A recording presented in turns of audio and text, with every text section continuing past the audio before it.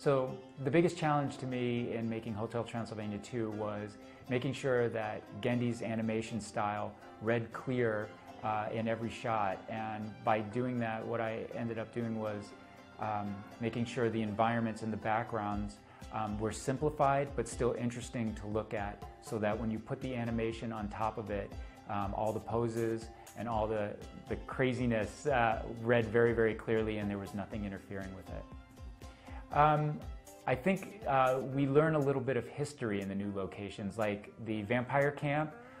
It's my favorite location in the new movie, and we learn a little bit about Drac when he was a boy, because he talks about going there when he was a boy, and looks at it, he remembers it in a way that it's changed now. The world has changed. We all know the world has changed. The way that we treat our children is a little different, and the way we act around our children, everything's safe, and overly safe, I think, and made a little too perfect for them.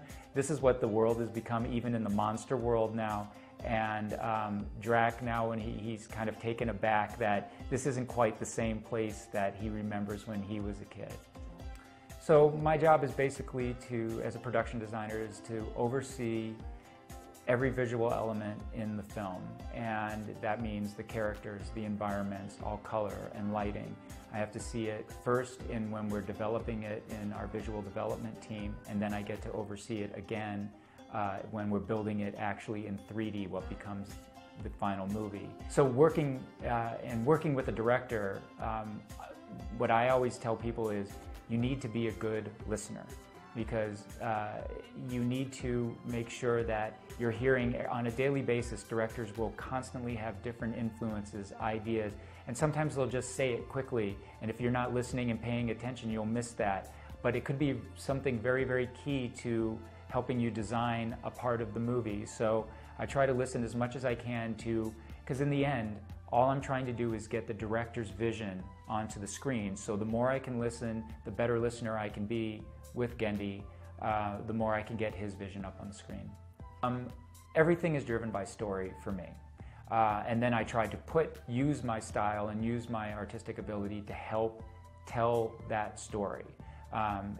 I say often to students and young people when I look at their portfolios, and when I look at a piece of artwork that's not telling me a story, I say, if you want to be a visual development artist, the thing you need to do is tell stories with a single image. I need to know exactly what you're trying to say with one piece of artwork. So we're doing a lot of pieces of artwork, and every piece that we do should support some sort of story moment. Be it the shape of a character can help define who that character is. The colors we associate with that character also define who that character is. Or an environment. We need to make sure that they are supporting, and they're not just done because it looks cool. It should be done because the story kind of dictates it.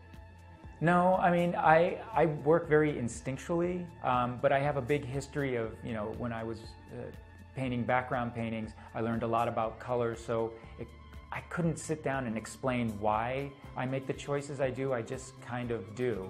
But if you're asking me about things personally that I love to do, being the lead designer on a movie means I get to kind of hide things in the movie that they only mean something for me, like my daughter's birthday or her name in something. I will hide things like that, or even the names of my visual development artists. I put little things like that all throughout the movie that I know they're there, and then when I tell the person, they know they're there, but the audience, they're not aware that it's there. But it's kind of fun that forever in history that will always be there. That's it. Thank you.